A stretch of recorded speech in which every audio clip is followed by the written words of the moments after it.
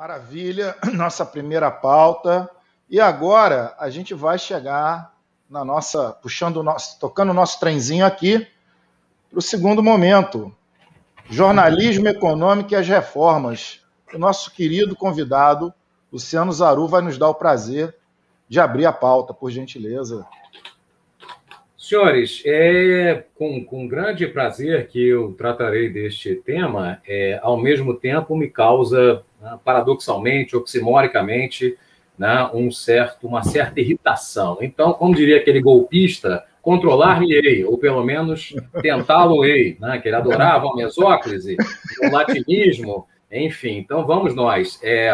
Uma das 6 principais editorias do jornalismo é a economia. Então, cidade, local, a política, esportes, cultura internacional, englobando o noticiário sobre o mundo, entre aspas, e a economia. Ao contrário do que se pensa, normalmente, num portal de notícias, no velho diário impresso, então, a maioria das manchetes tende a ser sobre economia.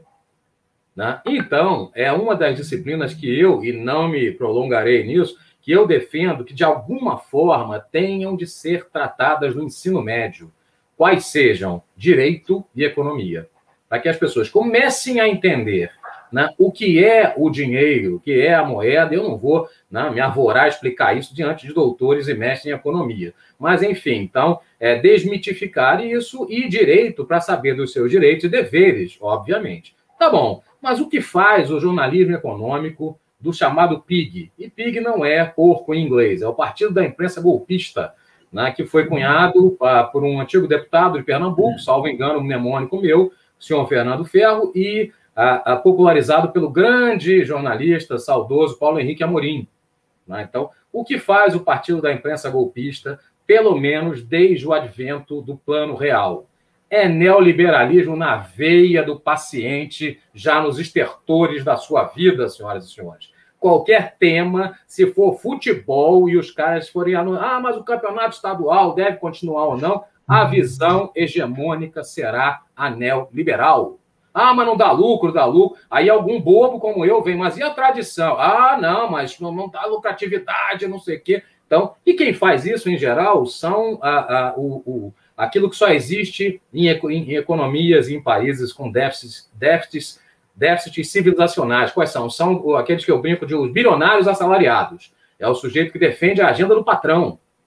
Então vão os comentaristas de economia, alguns que são verdadeiros apedeutas, cretinos, irritantes, não são formados nem em economia, nem em jornalismo. Eu gostaria de citar nomes, mas eu evito os processos. Então, e eles vão lá e falam com um ar professoral que se pensa que é a professora Maria da Conceição Tavares que está ali falando, ou é o professor Carlos Lessa, ou o saudoso Celso Furtado, ou que eles, se falassem francês bem, poderiam ser o Piketty brasileiro.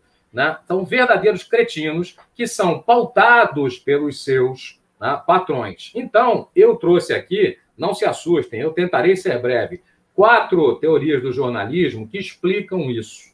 A primeira delas, nós devemos pôr de lado logo, porque ela é de uma inocência absoluta. Que a primeira que foi criada, não vou ficar citando nomes, mas enfim, nos Estados Unidos, primeira metade do século passado, por um sujeito chamado Walter Lippmann, que foi o mesmo que criou as relações públicas. Então, um cara que estava ali muito mais para formar imagem, para manutenção de imagens positivas de produtos, serviços, empresas, etc., do que para fazer jornalismo, que é a teoria do espelho.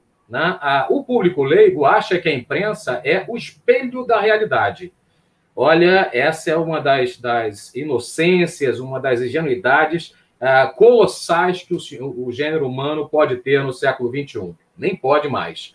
É óbvio que não, que é um retrato sobre o real. Palavra da moda, inclusive pelos negacionistas, é uma narrativa possível, que será mais ou menos verossimilhante de acordo com o que o veículo queira mostrar e de que forma.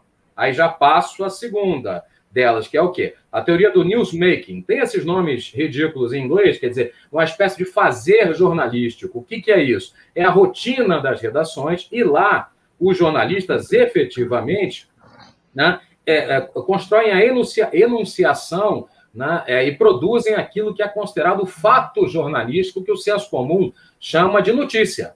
Enfim, mas por que esta notícia e não outra? Por que desta forma e não outra? Viés neoliberal e ali, ó, é subjacente à cobertura. Né? Então, se for falar de esse chocolate é melhor que o outro, o sujeito dirá, não, mas tem a questão do lucro, não pode... Tá... Enfim, de uma maneira até ridícula às vezes. Né? Então, a teoria do newsmaking mostra como, por exemplo, e aí eu tenho de começar a mostrar os livros aí, coisa de professor chato, que eu sou mesmo, né? Como, por exemplo, o sociólogo falecido, genial, Pierre Bourdieu explicou nesse pequeno grande livro sobre a televisão, matéria é sobre teto de gastos. Aí o Bourdieu nos explica ali, o livro é de 96 na França, né? Traduzido no ano seguinte aqui. Professor Fábio Neves será chamado, professor Marcelo Morella, professor Euler, nem pensar. Por quê? Porque eles poderão defender bem, argumentadamente, porque são conhecedores do tema, que o teto de gastos é ruim, que nenhuma economia das grandes potências o manteve. Né? Que o presidente, que eu chamo carinhosamente de José Bidê, né? Que é o Zé Bidê, que é o Joseph, o apelido é Zé, é Joe, né? Bidê, para fazer aquele trocadilho infame com o antigo lavatório que havia nos banheiros, antes da propagação da ducha higiênica. Então, até o presidente Zé Bidê está fazendo um keynesianismo pós-moderno lá. Ele tem um pacotaço trilionário, senhoras e senhores. Né? É quase que um New Deal, um novo New Deal, um novo acordo pós-guerra, né, que o presidente Franklin Delano Roosevelt fez. Como é que isso é tratado na imprensa brasileira? Quase que cochichando.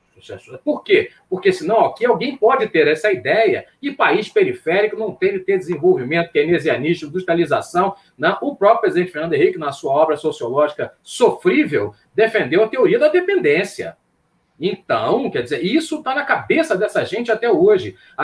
Todos aqueles comentaristas das TVs abertas e fechadas, eles são tucanófilos. Aí o termo é meu, tá? Fui eu que criei, ninguém precisa, né, pagar os direitos autorais, não. Eles são tucanófilos, eles pensam como os neoliberais do PSDB e dos seus subpartidos, o PSL de sapatênis, que é aquele Partido Novo Velho, né, neoescravocrata, enfim. Então, a teoria do newsmaking, né, será usada pelos meus colegas jornalistas para dizer assim, eu iria ligar para o professor Fábio Neves, mas é uma fonte com quem eu nunca falei. Então, eu liguei para o fulano do mercado financeiro, que está todo dia aqui, que fala sempre, porque é mais rápido no processo de produção da notícia. Isto é um fato distorcido para a corroboração de fontes que propaguem o pensamento e que apenas confirmem aquele viés que já é dado à notícia. Então, isto Pierre Bourdieu explicou, um gênio, o autor mais citado, segundo várias fontes, o mais citado na sociologia mundial nos últimos 30 anos. Enfim, então, caminhando para o fim aqui, a outra teoria é a do gatekeeper, né? Outro nome ridículo em inglês, uma espécie de filtro, o guarda do portão, enfim. Ou seja, é efetivamente o goleiro, o guarda-metas, como dizem nossos irmãos portugueses. Quem é o gatekeeper? É o editor-chefe, é o chefe de redação, é o diretor de redação, eventualmente até o dono do portal de notícias. Olha, podemos dar tal notícia? De que forma? Podemos ouvir o fulano? Nós sabemos disso. Sabemos disso, como, por exemplo, integrantes do Partido dos Trabalhadores eram proibidos, até recentemente, de dar entrevista na TV Globo. O ex-governador Leonel Brizola, né, de grande memória, né, ele só podia aparecer na TV Globo negativamente, ordem de Roberto Marinho, que o diabo tem em bom lugar. Então, quem acha, isso é você, por isso ou por aquilo, pesquise, estude, isso está tudo documentado. Né? Então, a teoria do gatekeeper mostra claramente que o editor-chefe, e aí alguém regiamente pago, não é o repórter ali que ganha 3 salários mínimos, é alguém regiamente pago que tem já vou fechar, né? Que tem assento nos conselhos editoriais, às vezes no conselho de administração, ele já sabe o que o patrão permite que o noticiário de economia seja, né, efetivamente manchetado, seja destacado e de que forma. E aí a quarta e última teoria, a teoria do agendamento. O que é isso? Agenda setting, né? São vários sociólogos, antropólogos que criaram, não vou estar citando os nomes aqui para não perder tempo. Né? O que a teoria do agendamento estabelece? Que aqueles assuntos que são agendados pela chamada grande mídia, pelo oligopólio mediático brasileiro inconstitucional, senhoras e senhores. Está aqui, só que nós não tivemos uma lei de meios até hoje, sempre que alguém se arvorou a dizer isso. Né?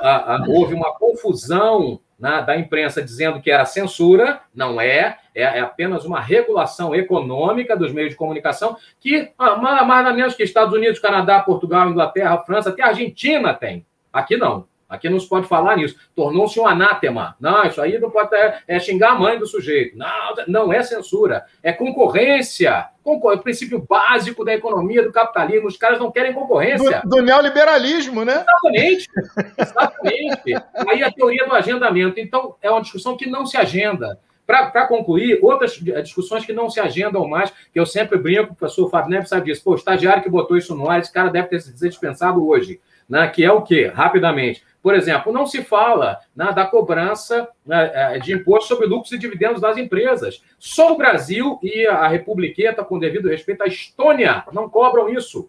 Né? Então, uma Republiqueta báltica que pertenceu à União Soviética. Não se fala, no primeiro momento, até isso foi dito, né, o senhor, aquele estafeta dos bancos que ocupa o Ministério da Economia, né, ele liberou 1,2 trilhões para os bancos, para emprestar para os pequenos empresários, comerciantes, né, a juro baixo. Este dinheiro foi engavetado. Eu tenho vários conhecidos, pequenos empresários, tentaram lá e não conseguiram. O juro é escorchante. E aí isso gerou o quê? Eu não vou nem me arvorar, porque vocês poderão explicar isso muito melhor. O que os bancos fizeram? Compraram mais títulos da dívida pública.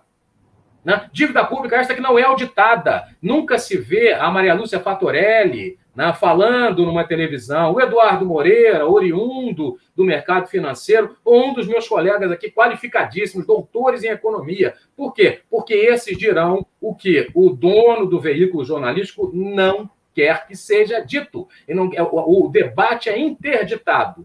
Né? Então, este é um ponto. Então, ao fim e ao cabo, o jornalismo de economia, no oligopólio mediático brasileiro, ele é um desserviço, é isso que eu tenho a dizer. Ele não é um serviço de economia, ele é uma espécie de assessoria de comunicação do sistema financeiro, até porque os maiores patrocinadores são os bancos, as financeiras. Haja vista a maior parte dos anúncios, por exemplo, na TV fechada. Globo News, Band News, Record News e The Old News. Né? As velhas notícias de sempre, o sistema financeiro é quem comanda. Falei demais, mas agradeço pela atenção.